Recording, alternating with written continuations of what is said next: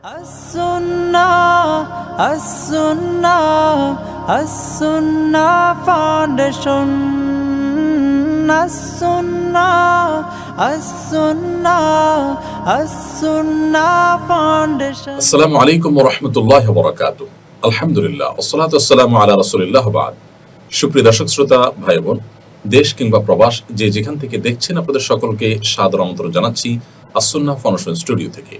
আপনারা দেখছেন আস-সুন্নাহ ফাউন্ডেশনের নিয়মিত আয়োজন সাপ্তাহিক প্রশ্ন উত্তরমূলক অনুষ্ঠান শরীয়ত সমাধানের 230তম রেকর্ডের পর্ব। রেকর্ডের এই পর্বে আপনাদের নির্বাচিত প্রশ্ন উত্তরগুলো আমরা দেওয়ার চেষ্টা করব ইনশাআল্লাহ বিইذنিল্লাহ। প্রিয় দর্শক, আপনারা ইতিমধ্যে যে সমস্ত প্রশ্ন আমাদের কাছে করেছেন সেগুলোর কোরআন হাদিসের আলোকে আমরা দেওয়ার চেষ্টা করছি আজ, এবং যথারীতি ঘন্টা ব্যাপী থাকছি আপনাদের সঙ্গে ইনশাআল্লাহ বিইذنিল্লাহ।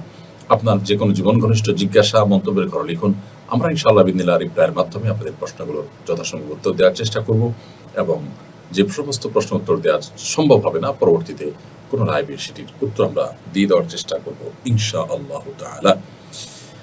দর্শক, আস-সুন্নাহ ফাউন্ডেশনের সবার জন্য কোরবানি প্রকল্পটি চলমান রয়েছে, এবং বেশিরভাগ জায়গায় আলহামদুলিল্লাহ ইতিমধ্যে কোরবানির পশু কেনার কাজ আমরা সম্পন্ন করেছি। আশা করছি যে অন্যান্য বছরের মতো এবারও আমরা উৎসব মুখর পরিবেশে অভাবী এবং দুস্থদের মাঝে আপনাদের কোরবানির পশুগুলো জবাই করে গোশত বিতরণ করতে পারবো ইনশাআল্লাহ তাআলা। সেই সাথে ঢাকায় যারা কোরবানি করছেন আপনাদের জন্য বরাবরের মতো এবারও সুসংবাদ থাকছে যে ঢাকায় বিভিন্ন বুথ করে উত্তরা, মোহাম্মদপুর, মিরপুর বিভিন্ন জায়গায় আস-সুন্নাহ ফাউন্ডেশনের তরফ থেকে বিভিন্ন বুথ করে আমরা ইনশাআল্লাহ কোরবানির গোশত গত এবং তার আগের বছরের মতো যথারীতি কালেকশন করব। আপনাদের কোরবানির গোশতের একটা অংশ আমাদের বুথে জমা দিয়ে কিংবা আস-সুন্নাহ ফাউন্ডেশনের আফতাবনগর অফিসে জমা দিয়ে আপনি দেশের প্রত্যন্ত অঞ্চলে গরিব দুঃখীদের মুখে হাসি ফোটাবার এই প্রচেষ্টায় সামিল হতে পারবেন। আমরা আপনাদের থেকে সংগ্রহ করা গোশতগুলোকে ফ্রোজেন গাড়ির মাধ্যমে ইনশাআল্লাহ দেশের প্রত্যন্ত অঞ্চলে পাঠিয়ে দিব, আল্লাহ যদি আমাদেরকে তৌফিক দান করেন। আস-সুন্নাহ ফাউন্ডেশনের এই কোরবানির কার্যক্রমটাতে প্রত্যেকে যার যার মতো আমরা সামিল হওয়ার চেষ্টা করব, এবং অন্তত দোয়ার মাধ্যমে সামিল থাকবো। জাযাকুমুল্লাহু খায়রা। চলুন তাহলে আমরা প্রশ্নোত্তর আলোকিত ভবনে প্রবেশ করি। মারুফ হাসান লিখেছেন, হজ করতে গিয়ে অনেক হাজি ছোটখাটো বিষয় নিয়ে বিবাদে লিপ্ত হন, এ ব্যাপারে হাজিদের উদ্দেশ্যে কিছু বলুন। হজ করতে গিয়ে নানা রকম বিপত্তি দেখা দেয় এবং অনেকে আমরা মেজাজ হারিয়ে ফেলি। এই বিষয়টি অস্বাভাবিক নয় যে হজে অনেক কিছুই আমাদের অপ্রত্যাশিত ঘটবে এবং আনএক্সপেক্টেড অনেক কিছু হবে। এটা মোটেই অনাকাঙ্ক্ষিত নয়, কারণ আল্লাহ রাব্বুল আলামিন হজ সম্পর্কে বলেছেন, ফামান ফারাদা ফীহিন্নাল হাজ্জ ফালা রাফাসা ওয়ালা ফুসুকা ওয়ালা জিদালা ফিল হজ। হজের মাসসমূহে যারা হজের নিয়ত করবেন তারা যেন হজ করতে গিয়ে কোন প্রকার অন্যায়, পাপাচার, গুনাহের কাজে লিপ্ত না হন। স্বামী স্ত্রী সহকারে হজের সফরে থাকলে হজ চলাকালীন সময় যেন তারা সহবাসে লিপ্ত না হন, এবং বিশেষ করে ঝগড়া ফাসাদ থেকে যেন আমরা বেঁচে থাকি। আল্লাহ বলেছেন ওয়ালা জিদালা ফিল হজ, হজের মধ্যে কোনো প্রকার ঝগড়া বিবাদ চলবে না। এখান থেকে বোঝা যায় যে হজ এমন একটা ইবাদত, আসলে এখানে ঝগড়া বিবাদ করার মতো পরিস্থিতি তৈরি হতে পারে, কিন্তু আমরা নিজেদেরকে সংযত করে রাখবো। ঠিক যেমনভাবে একজন মুসল্লি, একজন নামাজরত ব্যক্তি নামাজ চলাকালীন সময় এমন কিছু যদি দেখতে পান যেটি দেখে তার আসলে মেজাজ গরম হয়, তিনি কিন্তু নামাজের মধ্যে আছেন সেজন্য নিজেকে সংযত করে নেন। নামাজের মধ্যে থেকে কারোর উপরে চড়াও হতে, ঝগড়াঝাটি করতে তিনি যান না। ঠিক একইভাবে হজের পুরো সফরটাকে আমরা আমাদের সংযত থাকার সফর হিসাবে আমরা যদি নেই, এবং সেখানে যদি আমাদের অপ্রত্যাশিত কোনো কিছু ঘটেও সেগুলোকে আমরা সবল করার চেষ্টা করি, তাহলে হজটা আমাদের হজ্জে মাবরুর হবে ইনশাআল্লাহ তাআলা। এর মানে এই নয় যে কেউ আপনার অধিকার নষ্ট করলো, কোনো এজেন্সি আপনার সাথে প্রতারণা করলো আর আপনি তাকে কোনো আইনের আওতায় আনতে পারবেন না, মোটেই তা নয়। বরং আপনি যথানিয়মে তার বিহিত করার ব্যবস্থা করলেন, নালিশ করার ব্যবস্থা করলেন, তার বিরুদ্ধে অভিযোগ জানালেন, এগুলো আপনি জানাতে পারেন, কিন্তু বিবাদে লিপ্ত হবেন না, ঝগড়া করবেন না, এবং নিজের আমল নষ্ট করবেন না। তো ছোট হোক বড় হোক কোনো বিষয় নিয়ে হাজি সাহেবদের মোটেই মেজাজ গরম করা উচিত নয়। তাদের ঠান্ডা মাথায় থেকে, বিশেষ করে এটা সংযমের একটা প্রশিক্ষণ নেওয়ার জন্য আল্লাহ রাব্বুল আলামিন এরকম একটা জায়গা যেখানে আসলে নানা দিক থেকে অসুবিধা তৈরি হবে, সময় মতো বাস আসবে না, হোটেলের যা পাওয়ার কথা ছিল তার চেয়ে ব্যতিক্রম হয়ে যেতে পারে, কিছু কিছু ক্ষেত্রে হয়তো এজেন্সি দুর্বলতা থাকতে পারে, ত্রুটি থাকতে পারে, আবার কিছু ক্ষেত্রে তাদের হাতেও থাকবে না, এরকম বিষয় থাকবে। তো সব মিলিয়ে আমাদেরকে সবর করতে হবে, না হলে আসলে হজ্জে মাবরুর করা সম্ভবপর হবে না। ফয়জুল্লাহ লিখেছেন, কোরবানি করার সময় কি যাদের পক্ষ থেকে কোরবানি করা হয় তাদের নাম উচ্চারণ করা বাধ্যতামূলক নাকি মনোনীত করাই যথেষ্ট? আমরা যদি কোরবানির মৌলিক এবং জরুরি বিষয় বলি, তাহলে জরুরি বিষয়ের মধ্যে এটি নেই যে কোরবানিকারকদের নাম উচ্চারণ করতে হবে, বরং নাম উচ্চারণ করা নেই, কিন্তু কোরবানি পশু কেনার সময় বা কেনার পর এটা কার কার তরফ থেকে হচ্ছে, কে কত অংশ নিচ্ছেন, এই বিষয়গুলো যদি ক্লিয়ার থাকে তাহলে সেক্ষেত্রে তাদের নিজেদের জানাশোনা আছে, বলা আছে, তাহলে সেক্ষেত্রে এটুকুই যথেষ্ট হয়ে যাবে কোরবানি বিশুদ্ধ হওয়ার জন্য। নাম উচ্চারণ করা কোরবানি বিশুদ্ধ হওয়ার জন্য শর্ত নয়, তবে নাম উচ্চারণ করা সুন্নাহ। অর্থাৎ আপনি যখন কোরবানি করলেন, কোরবানি করে শেষ করে বলবেন আল্লাহুম্মা তাকাব্বালহু মিন অমুক অমুক অমুক, এভাবে সবার নাম উল্লেখ করবেন। আর যদি একা নিজের পক্ষ থেকে হয় তাহলে বলবেন আল্লাহুম্মা তাকাব্বালহু মিন্নি, আল্লাহ এটা আমার পক্ষ থেকে আপনি কবুল করেন, কামা তাকাব্বালতা মিন খালিলিকা ইব্রাহিম ওয়া হাবিবিকা মুহাম্মদ সাল্লাল্লাহু আলাইহি ওয়াসাল্লাম, যেমন আপনি কোরবানি কবুল করেছিলেন আপনার খলিল ইব্রাহিম আলাইহিস সালাম একটা, আপনার হাবিব মুহাম্মদ সাল্লাল্লাহু আলাইহি ওয়াসাল্লাম ঠিক একইভাবে আমার কোরবানি কবুল করুন। এভাবে বলা সুন্নাহ, বাংলা কেউ বলতে পারেন, তবে হাদিসের যে টেক্সট আছে হুবহু সেটা বলতে পারলে অধিকতর উত্তম। আর যদি এটা মুখে উচ্চারণ করা নাও হয় তারপরে ইনশাআল্লাহ কোরবানি হয়ে যাবে, তবে উচ্চারণ করাটা উত্তম। তবে সেটা কোরবানি করার পর, পশু জবাই করার পর। আমাদের দেশে অনেক সময় দেখা যায় পশুকে শুইয়ে রাখা হয়েছে এবং চেপে ধরা হয়েছে গলা ইত্যাদি, তখন কাগজ নিয়ে এই সমস্ত নাম জপার চেষ্টা করা হয়। কোরবানি পশু জবাই করার পরে কাজটা জবাই করার পরই করতে হয়, তো এগুলো আগে থেকে রেডি করা উচিত। কোরবানি পশুকে কষ্ট দিয়ে তখন নাম সংগ্রহ করা এটা অনুচিত কাজ। মোদের চলার পথ ইসলামী আইডি থেকে আপনি লিখেছেন আয়াতুল কুরসির ক্যালিগ্রাফি অঙ্কিত এই ঘড়ি, এই ধরনের ঘড়ি পাওয়া যায়, এই ঘড়ি হাতে পরে টয়লেটে যাওয়া যাবে কিনা, ছবি দিয়ে দিয়েছেন আপনি। না প্রিয় দর্শক, এই ঘড়ি পরে আপনি টয়লেটে যেতে পারবেন না, কারণ এখানে পরিষ্কারভাবে কিছু কিছু শব্দ বোঝা যাচ্ছে, বিশেষ করে আল্লাহর নাম একেবারে পরিষ্কারভাবে বোঝা যাচ্ছে, তো এটি আপনি করতে পারবেন না। আমরা টয়লেট কিংবা অপবিত্র জায়গা বা নোংরা জায়গা সেরকম কোনো জায়গায় আল্লাহর নাম উচ্চারণ করা বা আল্লাহর নাম লিখিত জিনিস সেখানে নিয়ে যাওয়া, এটা আল্লাহর নামের প্রতি এক ধরনের অসম্মান হয়ে থাকে, এটা উলামায়ে কেরাম মাকরুহ করেছেন। এই জন্য এই কাজটি আপনি করবেন না, অনুচিত কাজ, এটি থেকে বিরত থাকা ভালো। অন্য ঘড়ি আপনি করতে পারেন, কিন্তু এই ঘড়িতে পরিষ্কারভাবে বোঝা যাচ্ছে শব্দগুলো, এগুলো নিয়ে আপনি টয়লেটে যাবেন না। সাইদ আহমদ আপনি লিখেছেন ঋণ করে কোরবানি দেওয়া যাবে কিনা, অনেকেই বলেন জায়েজ হবে না, এ বিষয়ে আপনার কাছ থেকে জানতে চাই। ভাই সাইদ আকন্দ, কোরবানি যদি কেউ ঋণ করে দিতে চান তিনি দিতে পারবেন, যদি তার ঋণ পরিশোধ করবার মতো সেরকম ব্যবস্থা, প্ল্যান, পরিকল্পনা থাকে। আর যদি এমন হয় যে তিনি কোরবানির জন্য যে ঋণ নিবেন সে ঋণ আসলে পরিশোধ করার আপাত দৃষ্টিতে তার কোনোই ব্যবস্থা নাই এবং তিনি তা আদায় করার হয়তো সদিচ্ছাও নাই, তো এরকম পরিস্থিতিতে আসলে তার জন্য ঋণ করে কোরবানি দেওয়া জায়েজ নয়। কারণ ঋণ পরিশোধ করার গুরুত্ব ইসলামী শরীয়তে অপরিসীম। আপনি ঋণ পরিশোধ করার যথাযথ ব্যবস্থা নাই, এমন অবস্থা আপনি ঋণ করে কোরবানি করা কোনো অর্থ হতে পারে না। এই জন্য এই বিষয়ে আমাদের সর্বোচ্চ দায়িত্বশীল হতে হবে। যে কোনো আর্থিক ইবাদতে আপনি ঋণ করে সেটি করতে পারেন। কেউ ঋণ করে দান করলেন, এটি হতে পারে, এটা রাসূল আকরাম সাল্লাল্লাহু আলাইহি ওয়াসাল্লাম তার সাহাবায়ে কেরাম থেকে বিভিন্ন ঘটনা দ্বারা বর্ণিত যে তারা ঋণ করে দান করেছেন। ঠিক একইভাবে ঋণ করে কোরবানি করা যেতে পারে। তবে যেটি বললাম যে ঋণের টাকা আমি পরিশোধ করব, তার একটা প্ল্যান পরিকল্পনা থাকবে, অথবা আমি পরিশোধ করতে পারবো, সে আস্থা কনফিডেন্ট থাকবে নিজের প্রতি, সেটা ঠিক আছে। একজন মানুষ হয়তো তার 10,000 টাকা মাসে ইনকাম নেই, যদি 5 লাখ 10 লাখ টাকা ঋণ করেন দান করার জন্য, তো সেটা অবশ্যই অনুচিত হবে এবং জায়েজ হবে না। কারণ তিনি এই 10 লাখ টাকা পরিশোধ করার আপাতদৃষ্টিতে তার কোনো উপায় নেই, তিনি নিছকই তথাকথিত আল্লাহর উপরে ভরসা করে ঋণ নিয়ে এলেন, নিজের দেওয়ার মতো সেরকম অ্যাবিলিটি মোটেই নাই, এরকমটি করা জায়েজ হবে না। রোকসানা আক্তার আপনি আমাদের ইউটিউব চ্যানেলে প্রশ্ন করেছেন, আমি কয়েকদিন যাবৎ পবিত্র অপবিত্র নিয়ে ওয়াসওয়াসায় ভুগছি। বেশিরভাগ সময় পেশাবের ক্ষেত্রে নামাজ আদায় হয়েছে বা হবে কি না তা নিয়ে সন্দেহ হয়। এই সন্দেহের জন্য এই সন্দেহ নিয়ে নামাজ পড়লে তা আদায় হবে কিনা। রোকসানা, অমূলক সন্দেহকে প্রশ্রয় দেওয়া ইসলামে নিষিদ্ধ। নবী করিম সাল্লাল্লাহু আলাইহি সাল্লাম বলেছেন, তামা ইউরিবুকা ইলা মা লা ইউরিবুক, তোমার যেটা সন্দেহ সেটাকে সন্দেহহীনতার দিকে তুমি নিয়ে যাও। তবে এই ওয়াসওয়াসার রোগ এটা অনেক সময় শয়তানি থেকে হয়ে থাকে, অনেক সময় ব্ল্যাক ম্যাজিকের কারণে হয়ে থাকে, নানা রকমের সমস্যার কারণে হয়ে থাকে। তো এই যে ওয়াসওয়াসার রোগ, এই ওয়াসওয়াসার রোগ থেকে আত্মরক্ষার জন্য আমাদেরকে রুকিয়া বা আপনার শরীর ঝাড়ফুঁকে শরণাপন্ন হতে হবে। এর পাশাপাশি ওয়াসওয়াসাকে প্রশ্রয় দেওয়া যে কোনো সুযোগ নেই ইসলামে, সেটা আমাদেরকে মাথায় রাখতে হবে। একটি মূলনীতি আছে ইসলামী শরিয়া, সেটা হলো যে আল ইয়াকিনু লা ইয়াজুলু বিশাক। আপনার ওযু আছে, এরপরে আপনার সন্দেহ হচ্ছে, খুঁতখুঁতে ভাব আসছে যে ওযু থাকলো কি গেল, তো এই খুঁতখুঁতে ভাবের কারণে আসলে ওযু ভঙ্গ হবে না, বরং ওযু আছে সেটি ধরা হবে। আপনার খুঁতখুঁতে ভাব নিশ্চিত কোনো বিষয়ের সাথে টেক্কা দিতে পারে না। আপনার মধ্যে যদি একটা বিষয় আপনি শিওর যে আপনার পেশাব বের হয়নি, এটা আপনি একসময় নিশ্চিত ছিলেন, মানে ওয়াসওয়াসা শুরু হওয়ার আগ মুহূর্তে। এরপর হঠাৎ করে ওয়াসওয়াসা আসলো। এই ওয়াসওয়াসা আসছে যে এই ওয়াসওয়াসাটা এটা যদি চূড়ান্তভাবে প্রমাণিত না হয়, প্রায় সময় এরকম ওয়াসওয়াসা হয় আপনি দেখেন, তাহলে এটার কারণে আপনার ওই পবিত্রতাটা নষ্ট হয়ে যাবে না। একজন মানুষ ওযু করেছে নিশ্চিত, এখন ওযু গেছে কি যায়নি এটা নিয়ে তার সন্দেহ হচ্ছে। এই সন্দেহের কারণে ওযু গিয়েছে এমনটি বলা যাবে না, বরং ওযু আছে সেটা ধরে রাখা হবে। কারণ নিশ্চিতটা এই খুঁতখুঁতে বা ওয়াসওয়াসা দ্বারা দূরীভূত হবে না। আরেকজন ওযু করেননি নিশ্চিত বা ওযু ভঙ্গ হয়েছে এটা তিনি নিশ্চিত জানেন।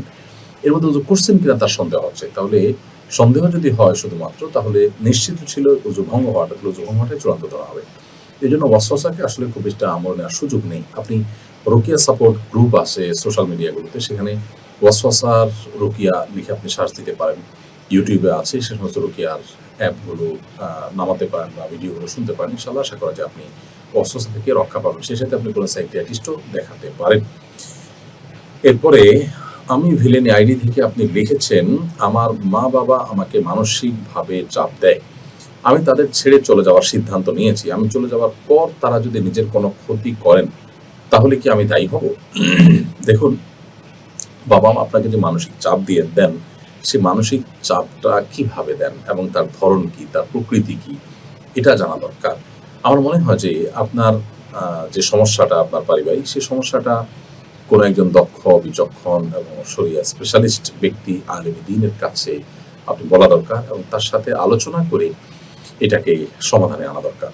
আপনার করণীয় আমি এখানে সংক্ষিপ্ত আপনার প্রশ্নের উত্তরে বলে দিতে পারবো না। কারণ তারা কিভাবে মানসিক চাপ দিচ্ছেন, যেটাকে আপনি মানসিক চাপ বলছেন সেটা আদৌ মানসিক চাপ কিনা, পরিস্থিতিটা আসলে কোন পর্যায়ে, বিস্তারিত জানলে আপনাকে পরামর্শ দিতে সুবিধা হবে। তবে আপনাকে আমরা এইটুকু মৌলিকভাবে বলে রাখি যে বাবা-মাকে ছেড়ে চলে যাওয়া এবং তাদের সাথে সম্পর্ক চিরতরে ছিন্ন করার কোনো সুযোগ একজন মুসলমান নেই। একটা হলো সাময়িকভাবে ছেড়ে চলে যাওয়া, সেটা আপনি যাবেন কিনা সেটা পরিস্থিতি দেখে পর্যালোচনা করে বলা যাবে। আর চূড়ান্তভাবে বিচ্ছিন্ন করার বিষয় যদি বলেন, তাহলে সেটা কিন্তু কোনো অবস্থাতে জায়েজ নয়। প্রয়োজনে আপনি যদি তাদের কাছে থাকলে অসুবিধা হয়, তাহলে সেক্ষেত্রে দূরে থাকার সিদ্ধান্ত নিতে পারেন। তবে সেটাও আমি যেটা বললাম যে কোনো আলেমের সাথে কাউন্সেলিং করে বা কোনো আলেমের সাথে পরামর্শ করে তারপর আপনি করবেন ইনশাআল্লাহ তাআলা। ফরিদুর রহমান আপনি লিখেছেন, কোরবানির মাংসকে ৩ ভাগে ভাগ করা জরুরি। ৩ ভাগ না করলে কি গুনাহ হবে বা কোরবানির কোনো ক্ষতি হবে? কোরবানির গোশত ৩ ভাগে ভাগ করা জরুরি নয়। আমরা অনেকে কোরবানির গোশতকে ৩ ভাগে ভাগ করা আবশ্যক মনে করি, অথচ এটি আবশ্যক নয়। আল্লাহ সুবহানাহু ওয়া তাআলা কোরআনে কারীমে আমাদেরকে বলেছেন, ফাকুলু মিনহা ওয়া আত'ইমুল কানি'a ওয়াল মু'তাররা। কোরবানির গোশত আমরা নিজেরা খাবো এবং আমাদের আত্মীয়স্বজন, পরিচিত বন্ধু-বান্ধবদের মধ্যে শেয়ার করব এবং গরিব অভাবী মানুষ যারা আছেন তাদের মধ্যে আমরা শেয়ার করব। কিছু মানুষ আছে যারা চাইতে পারে না, তাদেরকে দিব, যারা চায় তাদেরকে দিব, সব ধরনের মানুষকে দিব। তো এইভাবে কয়েক ভাগে ভাগ করা, ৩ ভাগে ভাগ করা, এটা মুস্তাহাব। এটা না করলে যে কোরবানি হবে না তা কিন্তু নয়। আর সমান করে ভাগ করতেই হবে এমন কোনো কথা নয়। সমান করে ভাগ করতে পারলে উত্তম। কিন্তু এদিক সেদিক হলো, আপনি কিছু রাখলেন, অনুমান করে কিছু রাখলেন, কিছু দান করলেন, কিছু গরিব আত্মীয়স্বজন বা বন্ধু-বান্ধব অন্যদেরকে দিলেন, কিছু গরিব মানুষকে দান করলেন। তো এইভাবে বিভক্ত করতে পারলে সেটা উত্তম হয়। আর যদি আপনি একেবারে এক্সাক্ট ৩ ভাগ না করে আরো কম বা বেশি ভাগ করেন, তাতে কোরবানির কোনো অসুবিধা হবে না। এটা হলো উত্তমতর ব্যাপার। করতে পারলে ভালো, না করতে পারলে অসুবিধা হবে না। আসলে শরীয়তের কোন বিষয়ের গুরুত্ব কতটুকু, এটা জানাটা আমাদের জন্য অনেক বেশি গুরুত্বপূর্ণ। আমরা অনেকে এটা না জানার কারণে কিন্তু নানাবিধ জটিলতার মধ্যে ভুগি। এমনি তুহিন পণ্ডিত আপনি লিখেছেন, আমি একটা মাছের আড়তে হিসাব রক্ষক হিসাবে কাজ করেছি। আমরা বিভিন্ন পার্টির মাছ বিক্রি করতাম। পার্টির মাছ বিক্রি করলে পার্টি কেজি প্রতি ১০ টাকা লাভ দেয় এবং ৩ ভাগ কমিশন দেয়। কিন্তু আমার মহাজন আমাকে কেজি প্রতি ২০ টাকা করে রাখতে বলতো এবং কেজিতে কম দিয়ে সেই টাকা লাভের খাতা যোগ করতে বলতো। এখন এই যে মানুষের হক নষ্ট করা হয়েছে, এটার দায়ভার কি আমার হবে না নাকি মালিকের হবে? আমি চাকরিটা এখন ছেড়ে দিয়েছি। সন্দেহাতীতভাবে এটার মূল দায়ভার আপনার মালিকের হবে, যেহেতু তিনি অন্যায় কাজ সরাসরি করেছেন, এর প্রত্যক্ষ মদত নির্দেশদাতা তিনি এবং এটার সুবিধাভোগীও তিনি মূলত। কিন্তু আপনি যেহেতু তার এই অন্যায় কাজে সহযোগিতা করেছেন, এজন্য মদতদাতা হিসাবে, সহযোগী হিসাবে আপনি কিন্তু আল্লাহর কাছে দায়ী থাকবেন। সেজন্য আল্লাহর কাছে আপনার তওবা এবং ইস্তেগফার করা উচিত এবং মাপ চাওয়া উচিত যথাযথভাবে। এবং ভবিষ্যতে এরকম অন্যায় কাজ না করার সংকল্প থাকা দরকার। আল্লাহ তাআলা আপনাকে আমাদের সবাইকে হেফাজত করুন। মাহফুজ বিল্লাহ লিখেছেন, কোরবানি এলেই এক শ্রেণী মানুষের উদ্ভব হয় যারা বলে পশু কোরবানি না করে দুর্গত বা গরিব মানুষকে দান করা ভালো, তাদের ব্যাপারে কিছু বলুন। দেখুন, এই প্রশ্ন প্রতি বছরই কোরবানির মৌসুম আসলে আমরা শুনি, কারণ কোরবানির মৌসুম আসলে আমাদের দেশে বিভিন্ন প্রান্তে কম হোক বেশি হোক বন্যা বা জলোচ্ছ্বাস ইত্যাদি দেখা দেয়।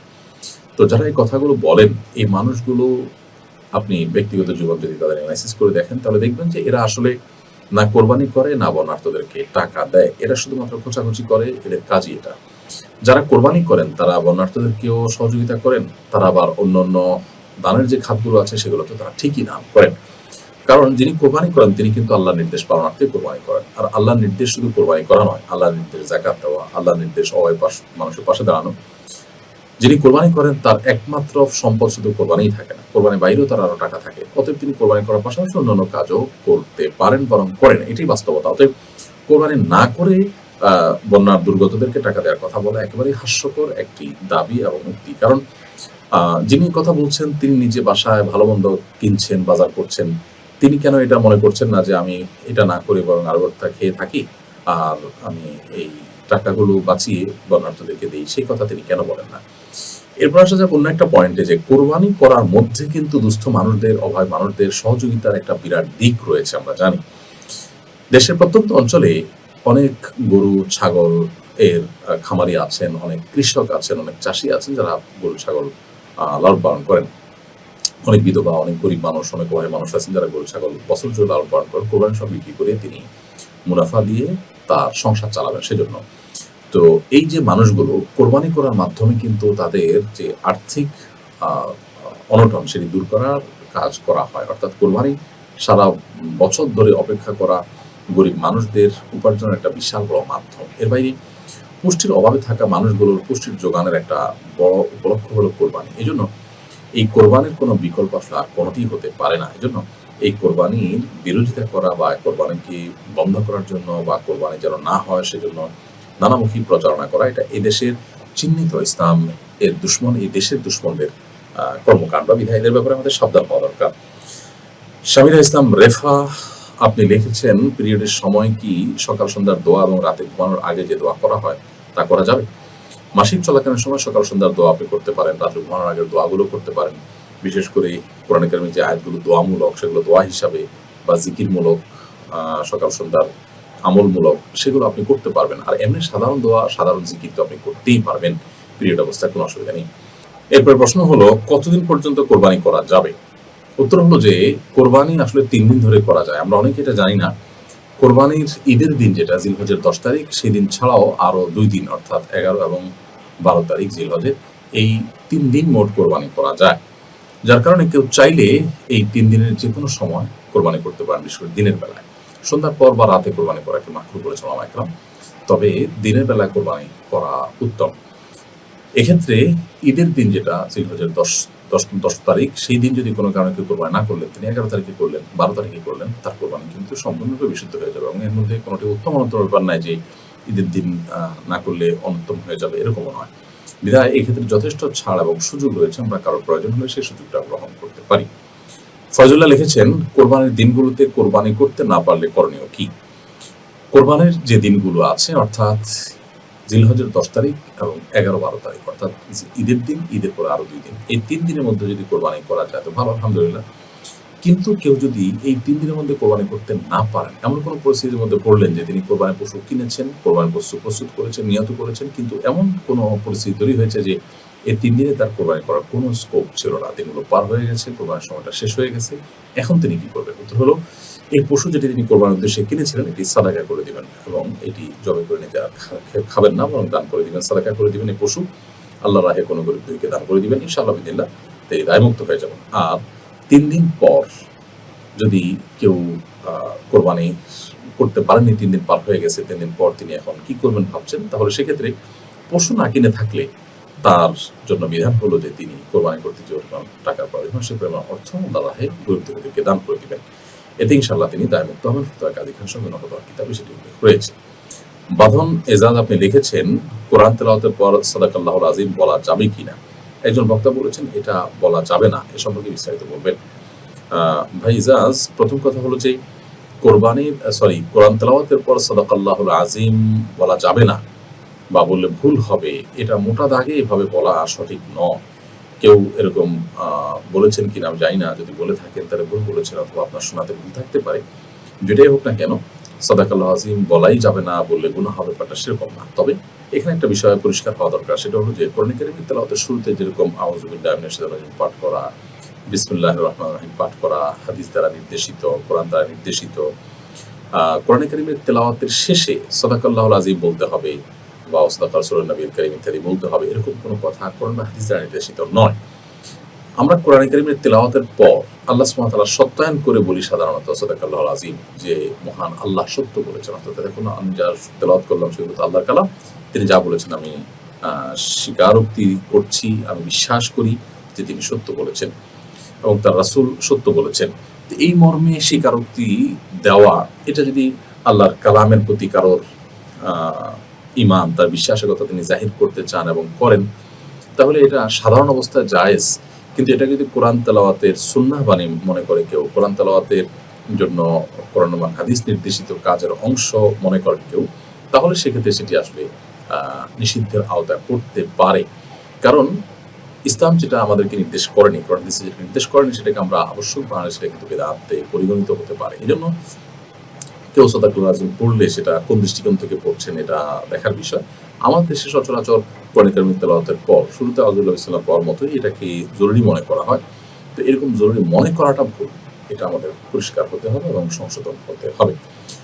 মুমতাজুল করিম আপনি লিখেছেন, কোরবানির সময় দেখা যায় পশুর ব্যবসায়ীরা কোরবানির পশুকে বাইরের জেলা থেকে ঢাকায় নিয়ে আসেন ট্রাকে করে। এই পুরো সময় ট্রাকে পশুকে দাঁড় করিয়ে রাখেন। অনেক সময় পশুর চোখে মরিচের গুঁড়া দেন যেন তারা ঘুমোতে না পারেন। এতে পশুর প্রতি অমানবিক আচরণ করা হয়। এ বিষয়ে কিছু বলবেন? ভাই মুমতাজুল করিম, আমরা এই বিষয়ে প্রতি বছরই কোরবান আসলে বলার চেষ্টা করি। কোরবানির সময় এবং কোরবানির বাইরের সময়টাতেও যারা পশুর ব্যবসা করেন, পশু কেনাবেচা করেন, পশু পরিবহনের কাজে নিয়োজিত আছেন, তারা এই অমানবিক কাজগুলো করার মাধ্যমে তারা গুনাহে লিপ্ত হচ্ছেন। আপনার এর জন্য আল্লাহর কাছে জবাবদিহি করতে হবে। একটা পশুর প্রতি যদি অবিচার করেন, সেটাও আল্লাহর কাছে জবাবদিহিতার আওতায় কিন্তু আসবে। নবী সাল্লাল্লাহু আলাইহি ওয়াসাল্লাম বলেছেন, ইন্নাল্লাহা কাতাবাল ইহসানা আলা কুল্লি শাই। আল্লাহ তাআলা প্রত্যেকটা বস্তুর প্রতি ইহসান করাটাকে আবশ্যক করেছেন, অনুগ্রহ করাটাকে আমাদের জন্য ফরজ করে দিয়েছেন। সো পশুর প্রতি আপনি অনুগ্রহ না করে যদি অমানবিক আচরণ করেন, আল্লাহর কাছে কিন্তু আপনি গুনাহগার হবেন, দায়ী হবেন এবং জবাবদিহি আপনাকে করতে হবে। কোরবানির জন্য যে পশুগুলো আমরা আনছি শুধুমাত্র ব্যবসায় লাভবান হওয়ার জন্য, বেশি মুনাফা করার জন্য, একটা ট্রাকে যদি আমার 20টা গরু আমি উঠাতে পারি, সেখানে আমি 25টা বা 30টা উঠালাম শুধুমাত্র পরিবহন কস্ট কমাবার জন্য। এরকমটা যদি আমি করি, তাহলে সেক্ষেত্রে নিশ্চয়ই গরুর উপরে অমানবিক আচরণ করতে হবে, জুলুম করতে হবে, অনেক গাদাগাদি করে তাকে দাঁড় করাতে হবে। 8, 10, 12 ঘন্টা, অনেক সময় আরো বেশি সময় ধরে এই গরুগুলোকে দাঁড় করিয়ে রাখা হয়। এবং এই যে মরিচের গুঁড়া দেওয়ার কথা বলা হলো, যে যদি মরিচের গুঁড়া দেওয়া হয় চোখে, তাহলে সেক্ষেত্রে এটা তো বিশাল বড় অমানবিক আচরণ। এবং এই অমানবিক আচরণ করে পশুকে আপনি আনলেন যাতে করে পশু শুয়ে না পড়ে, জায়গা বেশি না লাগে ট্রাকে, ইত্যাদি ইত্যাদি, তাহলে সেটা রীতিমতো জুলুম হবে এবং হারাম একটি কাজ হবে। এই হারাম কাজের জন্য সংশ্লিষ্টরা সবাই দায়ী হবেন। 2 পয়সা লাভ হয়তো করবেন, কিন্তু কিয়ামতের ময়দানে আল্লাহ সুবহানাহু ওয়া তাআলার কাছে পাই পাই করে আপনার এই সমস্ত কর্মকাণ্ডের হিসাব আপনাকে দিতে হবে। সেজন্য সতর্ক থাকতে হবে এবং এ ধরনের অন্যায় থেকে বেরিয়ে আসতে হবে।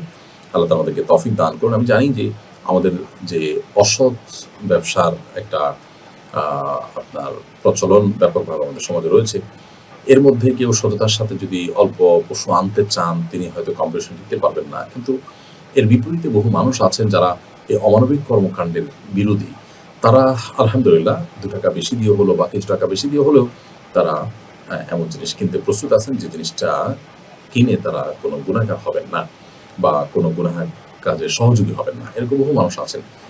তো কষ্ট করে হলেও বা অল্প মুনাফা করে হলেও আমাদের এই পশুর প্রতি অমানবিকতা বন্ধের উদ্যোগ নেওয়া উচিত এবং এ ব্যাপারে সবারই কথা বলা দরকার। আল্লাহ তাআলা আমাদের সবাইকে বোঝার তৌফিক দান করুন।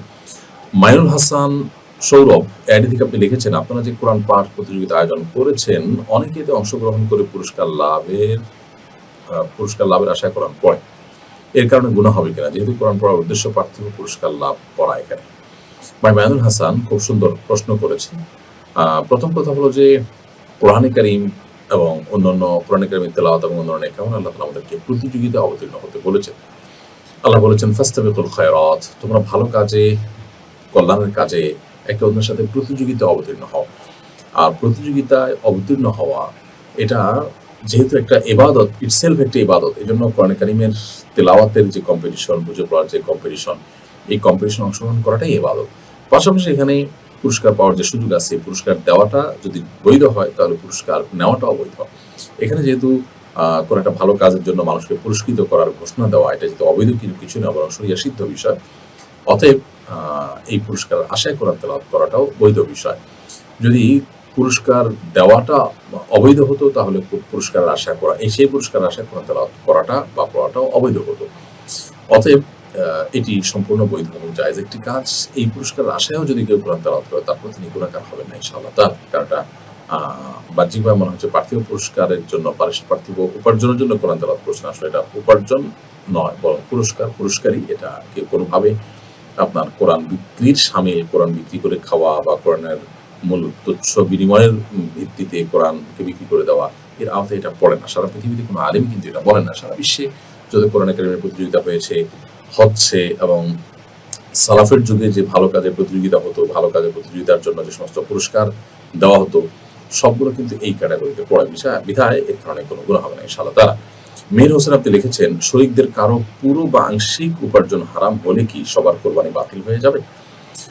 শরীকদের কারোর যদি উপার্জনের আংশিক অথবা পুরো উপার্জন হারাম হয় তাহলে সেক্ষেত্রে অন্যদের কোরবানি বাতিল হয়ে যাবে না। কারণ হলো আল্লাহ সুবহানাহু ওয়া তাআলা কোরআনে কারিমে বেশ কয়েক জায়গায় বলেছেন, আল্লাহ তাযিরু ওয়াজিরাতুন বিজরা উখরা, একজন পাপের বোঝা আরেকজন কিন্তু বহন করবে না। বিধায় যিনি অপরাধ করেছেন, অপরাধ করে মূলকভাবে টাকা উপার্জন করে কোরবানি করেছেন, তার কোরবানি হবে না এবং তিনি আল্লাহর কাছে দায়ী থাকবেন অপরাধ এবং হারাম কাজে লিপ্ত হওয়ার কারণে, এবং সেটাকে তিনি কোরবানি করেছেন, বিধায় তার কোরবানি বিশুদ্ধ হবে না। কিন্তু যিনি নিজের উপার্জিত হারাম টাকা দিয়ে কোরবানি করেছেন তার কোরবানি ঠিকই বিশুদ্ধ হয়ে যাবে। ব্যাপারে আমরা অনেক সময় মনে করি যে একজনের যদি টাকা অবৈধ উপার্জন থাকে সবাইটাই হারাম হয়ে যাবে, এরকমটি আসলে মনে করা উচিত নয়। তবে এটা ঠিক যে এ ধরনের সংশয়ের ঊর্ধ্বে উঠে যেতে পারলে সেটা বেশি ভালো হয়। অর্থাৎ আমরা যদি পারি, সম্ভব হয়, তাহলে সেক্ষেত্রে চেষ্টা করব এ ধরনের সংশয় সৃষ্টি না করে, ধোঁয়াশার কোনো সুযোগ না দিয়ে এককভাবে প্রয়োজনটা ছাগল কোরবানি করা কিংবা ভালো মানুষদেরকে সঙ্গী হিসাবে নিয়ে তারপরে কোরবানি করা। তো এটা ঠিক যে একাধিক ব্যক্তি শরীক হলে তাদের একজনের উপার্জন হারাম হলেই যে সবার উপার্জন হারাম হয়ে যাবে, সেরকম নয়।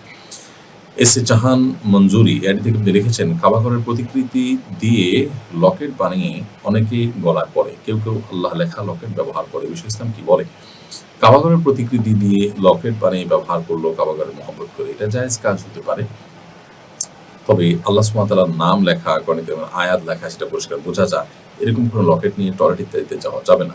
এমনিতেই ব্যবহার করলো, কেউ ঝুলিয়ে রাখলো মহব্বত করে, সেটা হতে পারে। কিন্তু যদি মনে করে যে ঝুলিয়ে রাখলে তার কোনো রোগ থেকে আরোগ্য লাভ করবেন, এরকম কোনো ব্যাপার থাকে, তাহলে সেটা সঠিক নয়। কারণ কোরআন সুন্নাহে এরকম কোনো কথা বলা হয়নি। তবে এমনিতেই আল্লাহর মহব্বতে সেটা কেউ লিখে ঝুলিয়ে রাখলেন বা আপনার সেটা ধারণ করলেন, জাস্ট তার ভালো লাগে সৌন্দর্য হিসাবে, সেটা করতে পারেন। কিন্তু সেটা নিয়ে আবার টয়লেটে যেতে পারবে না, যেহেতু আল্লাহর নামে টয়লেটে যাওয়া অনুত্তম কাজ। দর্শক, আমরা দেখতে দেখতে অনুষ্ঠান ঠিক মাঝামাঝি এসে পৌঁছে গেছি। সময় হচ্ছে ছোট্ট একটি বিরতিতে যাওয়া। বিরতির পর আবারও ফিরে আসছি, আশা করি আমাদের সঙ্গেই থাকবেন ইনশাআল্লাহ তাআলা। কুরআন মানব জাতির মুক্তির সনদ, কুরআন আমাদের গাইড বুক। আপনাদেরকে স্বাগত জানাচ্ছি শরীর সমাধান অনুষ্ঠানে। আপনারা দেখছেন আয়োজিত প্রশ্ন উত্তর